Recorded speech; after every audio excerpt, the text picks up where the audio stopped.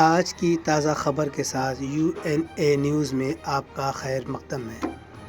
Bahrain thunder sports club کے زیر اہتمام منعقد کرکٹ ٹورنامنٹ میں محرک رائلز نے لہرایا فتح کا پرچم۔ دارالحکومت بحرین کے شہر عیسیٰ ٹاؤن گراؤنڈ میں منعقد کرکٹ ٹورنامنٹ میں بحرین رائلز نے فتح کا پرچم لہرایا۔ اس ٹورنامنٹ میں کل 3 ٹیموں نے حصہ لیا تھا۔ ہر سال کی طرح اس سال بھی Bahrain thunder sports club BTSC کے زیر اہتمام 24 دسمبر 2023 کو پورے جوش و خروش کے ساتھ سبھی ٹیموں نے حصہ لیا اور بہترین طریقے سے اپنے کھیلوں کا مظاہرہ کیا۔ اس ٹورنامنٹ کا افتتاحی مقابلہ منامہ بیک بینچرز اور UAH کے مابین ہوا۔ اس میں منامہ بیک بینچرز نے بڑی آسانی سے میچ جیت لیا۔ اس ٹورنامنٹ کا دوسرا مقابلہ محرک رائلز بیک بینچرز اور UAH رافیل کے مابین ہوا۔ اس میں محرک رائلز کی زبردست جیت ہوئی۔ عیسیٰ ٹاؤن گراؤنڈ میں منعقد ٹورنامنٹ کا فائنل میچ بہت دلچسپ رہا۔ Final match Manama back benchers اور محرک رائلز کے مابین ہوا۔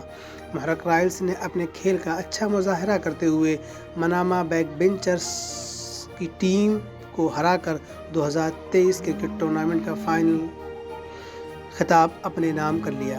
محرک رائلز ٹیم کے کھلاڑی شاداب سوداگر نے محض 25 بال میں 7 چوکے اور 3 چھکوں کی مدد سے 21 رن بنا کر اپنی ٹیم کو ایک بڑی کامیابی دلانے میں اہم رول ادا کیا۔ محرک رائلز ٹیم کے کپتان سید طارق نے سبھی کھلاڑیوں کو مبارکباد پیش کی۔ وہیں دوسری ٹیموں کے کپتان نبیل احمد اور انیس الرحمان نے بھی اپنے کھلاڑیوں کی بھی حوصلہ افزائی کی۔ IWA اور بحرین تھنڈر کے سربراہ اشرف شریف صاحب نے فاتح ٹیم کے کپتان محمد نبیل کو اپنے ہاتھوں سے فائنل خطاب کا کپ نوازا۔ فاتح ٹیم کے کھلاڑیوں کا جشن کپ کے ساتھ عیسیٰ ٹاؤن گراؤنڈ پر قابل دید تھا۔ واضح رہے اس طرح کے کھیلوں کا انعقاد IWA کے تمام ممبران کے درمیان آپسی اتحاد، بھائی چارہ، جسمانی صحت کو تندرست بنائے رکھنے کا مقصد ہوتا ہے۔ کھیل شروع ہونے سے قبل قرآن کریم کی تلاوت خلیق الرحمان صاحب نے کی۔